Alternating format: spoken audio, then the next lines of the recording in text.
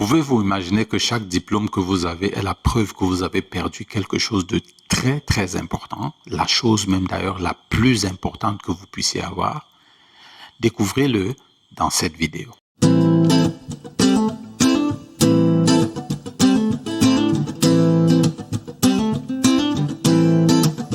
Depuis Johann Fichte jusqu'à John D. Rockefeller, en passant par Van Humboldt et Edward Köberlé, les preuves sont établies que l'institution scolaire en Occident est déjà une arme de destruction massive. Alors, mais si c'est le cas en Occident, où malheureusement les parents africains aiment envoyer leurs enfants, ça veut dire qu'en Afrique, la situation est grave. Au Cameroun, elle est catastrophique.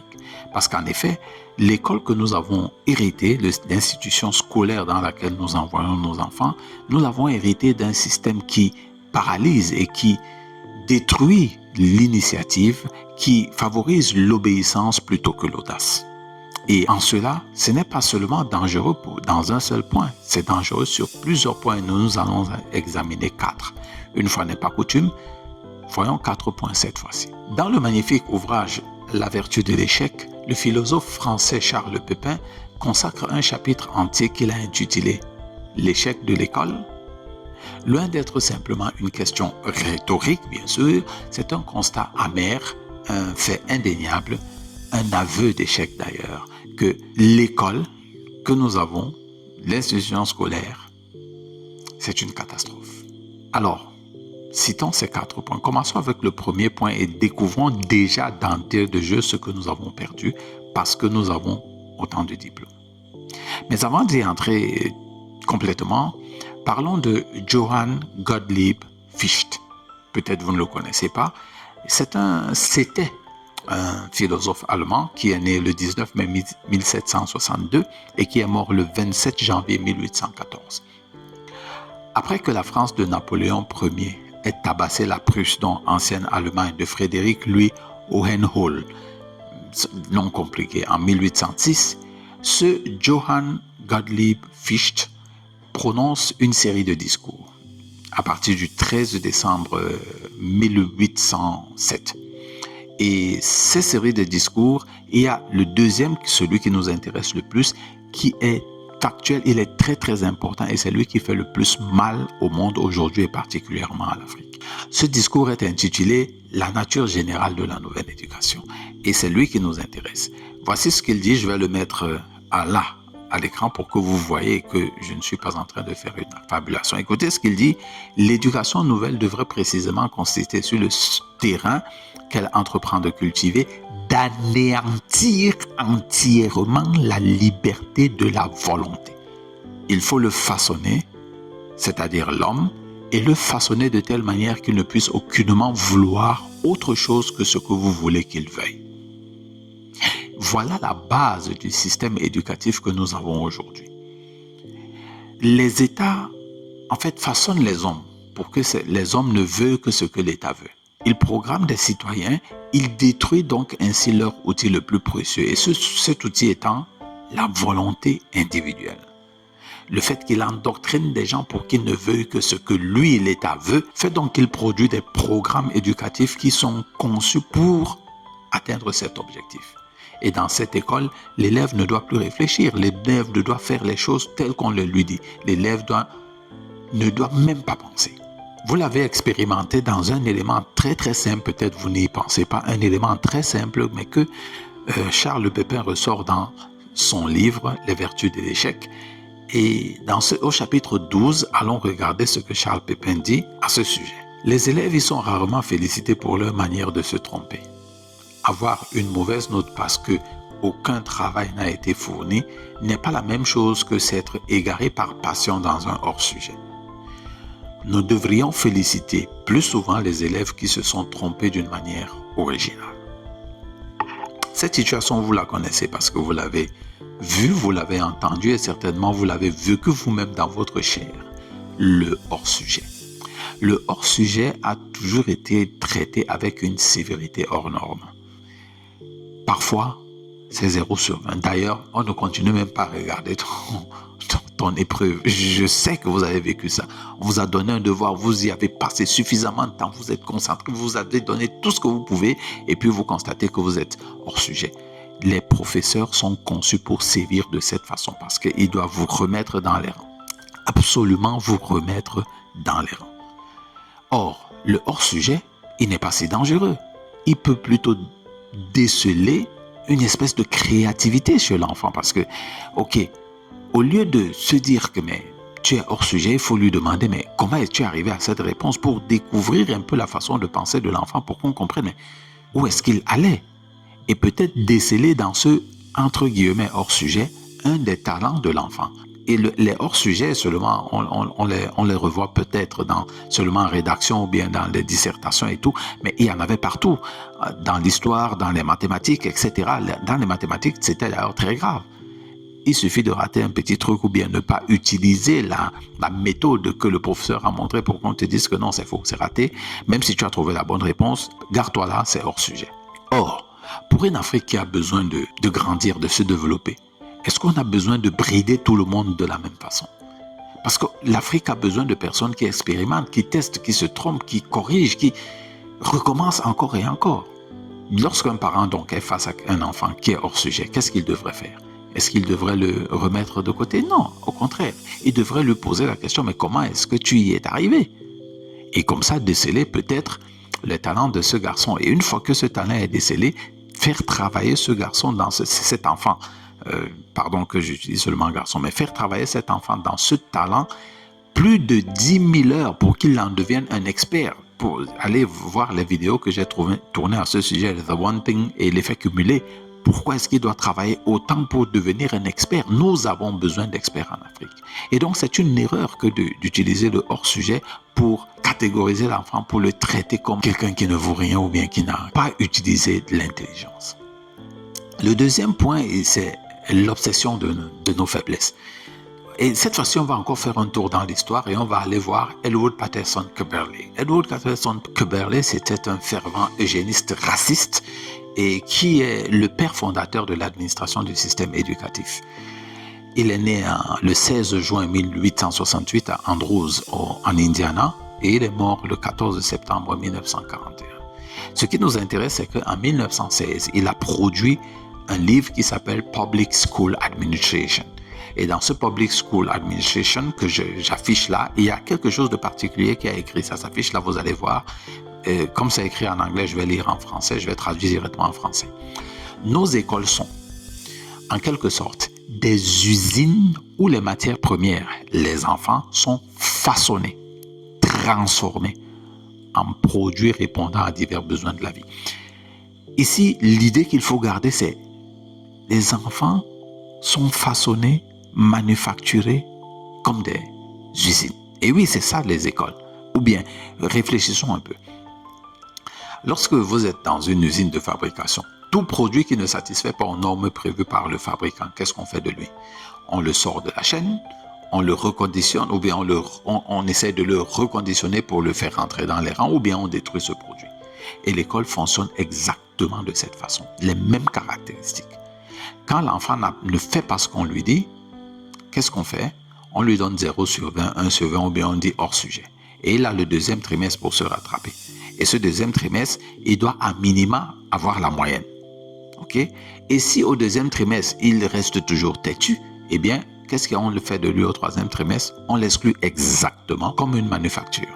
Or, Charles Pépin explique que ces élèves qui sont hors cadre, d'ailleurs, je ne vais pas beaucoup parler. Écoutons ce que Charles Pépin dit dans la suite. Les élèves sont invités à travailler leurs faiblesses davantage que leurs forces. Il y a derrière notre manière de procéder une vision du monde qui mérite d'être questionnée. Que faut-il donc pour réussir son existence? Ne pas avoir des points faibles ou avoir des points forts? Être assez bon partout en appliquant des méthodes sans se tromper ou assumer sa singularité jusque dans ses forces et ses faiblesses? S'il est nécessaire de travailler ses points faibles pour qu'ils ne deviennent pas des handicaps, il faut surtout renforcer les points forts, miser sur son talent. Le fait automatiquement de recadrer l'enfant, de lui dire que Foulcan, tu dois revenir au deuxième trimestre, c'est qu'on veut absolument qu'il soit bon dans toutes les matières. On veut absolument qu'il soit moyen, au moins, dans chacun des petits sujets. Mais est-ce que l'Afrique a besoin de personnes moyennes ou bien des personnes talentueuses dans des domaines précis pour que... Parce qu'il y a tellement de choses que nous devons développer pour faire grandir l'Afrique. L'Afrique n'a pas besoin de personnes moyennes. Elle a besoin de personnes qui développent des talents exceptionnels. Et les développer, j'utilise bien développer des talents. C'est-à-dire que ces talents doivent être travaillés. On doit découvrir ces talents et les travailler pour que l'Afrique puisse avancer. Donc, chaque professeur et chaque parent qui voit qu'un enfant n'est pas bon dans l'ensemble des matières qu'on voudrait, on regarde la matière dans laquelle il est extrêmement bon et on se pose la question, est-ce que je suis en train de développer le talent de mon enfant dans cette matière ou bien dans cette spécialité ou bien je suis en train de vouloir absolument qu'il soit moyen partout? Et l'école veut que nous soyons moyens partout. Et l'Afrique n'a pas besoin de personnes moyennes. Elle a besoin de spécialistes audacieux qui misent sur leurs forces pour faire décoller l'Afrique. Vous le savez bien sûr, j'ai fait un résumé PDF de ce livre magnifique de Charles Pépin, Les vertus de l'échec. Donc le PDF est en description. C'est un PDF que j'ai fait de façon ludique, mais surtout de façon instructive pour que ce soit les parents, que ce soit les enfants, puissent avoir accès à ce PDF et puissent répondre aux différentes questions et voir dans quelle mesure eux-mêmes, l'échec les a phagocytés, les a transformés à des personnes qui ont même finalement peur de la vie. Prenez donc, il est en description, allez cliquer et allez prendre. Bien sûr, n'hésitez pas, il y a aussi un résumé PDF gratuit. Prenez aussi votre résumé PDF gratuit, cliquez et profitez des 2 résumés PDF. La troisième idée que nous allons consulter maintenant, c'est le savoir, le fait d'accumuler les diplômes. Beaucoup de personnes accumulent les diplômes et ils aiment les présenter comme des badges. Dans certaines maisons d'ailleurs, on les affiche partout. Bon, si c'est leur dada, ben, tant mieux. Mais il y a une chose sur laquelle exactement je voudrais insister. On peut connaître l'histoire, on peut connaître les mathématiques, on peut connaître la philosophie, on peut connaître l'économie, on peut connaître plusieurs choses dans plus. Mais la question cruciale, c'est qu'est-ce que cela change dans ma vie? Comment est-ce que cette connaissance que je suis en train d'acquérir peut me servir? Parce que en Afrique, on a besoin de pouvoir résoudre des problèmes, prendre des décisions, penser, agir, créer. C'est de ça que l'Afrique a besoin. Et Charles Pépin nous rappelle d'ailleurs en cela une pensée de Nietzsche. Écoutons ce que Charles Pépin rappelle ici. Dans la seconde considération intempestive de Nietzsche, il s'emporte contre l'érudition vaine et l'esprit petit bourgeois. Avec humour, il raille ceux qui soignent leur connaissance comme des antiquaires leurs bibelots. Ils les époussettent à longueur de journée mais n'en font rien. Et finissent par manquer de souffle à cause de la poussière. Il nous rappelle que la question essentielle n'est pas « que sais-je » mais « que vais-je faire de ce que je sais ?» Oui, l'accumulation de diplômes ne répond pas à la question « que vais-je faire de ce que je sais ?» La preuve, c'est que beaucoup de personnes ont des diplômes ici, mais qu'est-ce qu'ils savent faire? Attendre d'avoir un emploi. Il n'y a pas de créateur. Ou du moins, disons ça comme ça, il y a très peu de créateurs, très peu d'innovateurs, très peu d'audacieux. Le problème, ce n'est pas que les Africains n'ont pas de la connaissance. Le problème, c'est l'absence de transformation de cette connaissance en action. Donc, un Africain devrait se poser au moins 3 questions. Ok, qu'est-ce que j'apprends? Pourquoi est-ce que je l'apprends? Et qu'est-ce que je vais faire de ce que j'apprends? Parce que sans ces 3 questions, nous serons simplement des personnes qui accumulent des connaissances alors que l'Afrique a besoin de créateurs qui utilisent chaque savoir comme levier pour transformer l'environnement dans lequel il vit et bien sûr créer le développement. Le 4e point sur lequel je voudrais terminer cette vidéo, c'est la technocratie de l'institution scolaire qui crée des technocrates. Johann Gottlieb Fichte voulait détruire la volonté. Elwood Patterson Kimberley voulait transformer les êtres humains en produits manufacturés. Et les deux ont dans une certaine mesure réussi parce que le système éducatif d'aujourd'hui a rendu bon nombre de personnes de cette façon. des bons élèves qui attendent qu'on leur donne des ordres. Ils veulent la bonne réponse, simplement. Alors que le monde réel, ce n'est pas ça. Il n'y a pas forcément la bonne réponse. Il faut décider, il faut essayer, il faut prendre des risques, il faut créer, il faut entreprendre, il faut se tromper, il faut échouer encore et encore. C'est ça la réalité de la vie. Alors que l'institution scolaire détruit l'audace, détruit chez les enfants la capacité de prendre de bonnes décisions. Regardons ce qu'il dit, et cette fois-ci on va rentrer quand même au chapitre 10, on ne va pas se cantonner au chapitre 12, et un cas précis pour nous aider à comprendre. Les hauts fonctionnaires qui se retrouveront à la tête des grandes entreprises devront prendre des décisions majeures en ayant reçu une formation exclusivement axée sur des compétences techniques, parfois des compétences littéraires. Le plus souvent, ils auront suivi la scolarité longue et riche, mais sans avoir assisté à un seul cours sur les décisions, sa nature et sa complexité, ses relations à l'expérience, à l'intuition, au risque. Comment, dans ces conditions, développer une vision humaniste de l'échec? Pour bien comprendre ce que Charles Pepin dit ici, prenons un cas que nous connaissons tous, que nous avons déjà tous rencontré, les lenteurs administratives. Ces lenteurs ne sont pas seulement dues à la lourdeur administrative, non. C'est aussi dû au fait que la plupart des personnes qui sont des fonctionnaires, eh bien, ils sortent de l'école et ils ont tous peur de prendre des risques, de prendre des initiatives, de prendre des responsabilités. Il faut se référer à son supérieur parce que c'est lui qui doit prendre les risques, parce que en cas d'échec, c'est lui qui doit supporter les conséquences. Pourtant, lui-même, le supérieur, il sort d'une grande école, l'ENAM ou bien l'ENA ou bien toutes ces écoles qui forment les fonctionnaires. Et lui aussi, il a reçu la même formation de la peur de l'échec. Donc, il doit passer 3 milliards de vérifications. Il est le chef, mais de par sa formation, naturellement, il a peur de prendre des risques, peur de prendre des initiatives, peur de prendre des responsabilités et bien sûr, peur d'échouer. Donc, les décisions avant qu'il ne prenne les décisions, ça va traîner jusqu'à ce que ce soit la dernière seconde ou bien une catastrophe qui décide qu'il prenne la décision.